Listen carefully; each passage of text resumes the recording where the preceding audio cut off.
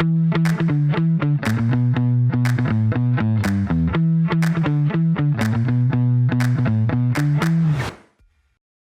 premier lieu, donc on a lancé Eclipse depuis 2015 avec des solutions autour des fondamentaux de la GTC, avec tous les protocoles du bâtiment, des outils d'aide à la productivité pour que nos intégrateurs puissent gagner du temps.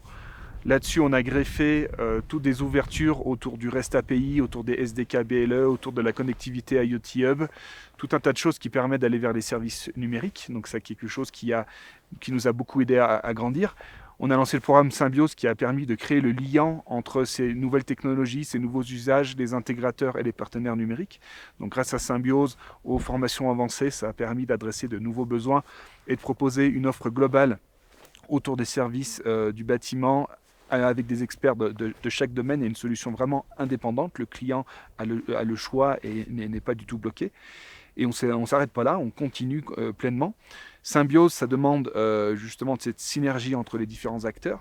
Et depuis le mois de mars 2022, donc on a lancé un nouveau contrôleur qui s'appelle Apex. Donc c'est quelque chose qui est complètement nouveau.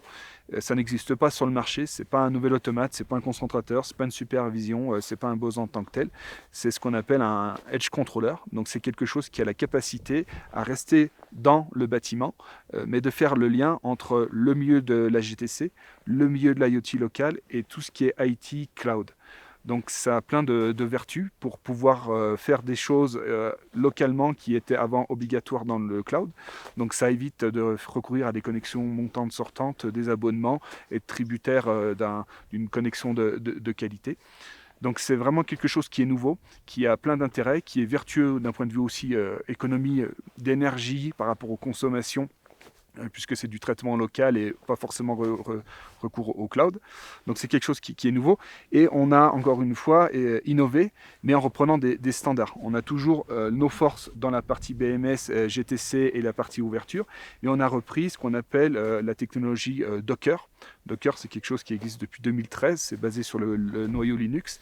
Et si je fais l'analogie avec un smartphone, si on prend l'exemple d'Apple, il y a un hardware, et sur ce hardware, vous pouvez mettre des applications. Avec Apex, c'est un peu la même chose. Il y a un hardware, l'OS, c'est l'OS de Distech, mais on a repris la technologie Docker, et on met des applications qu'on appelle des conteneurs.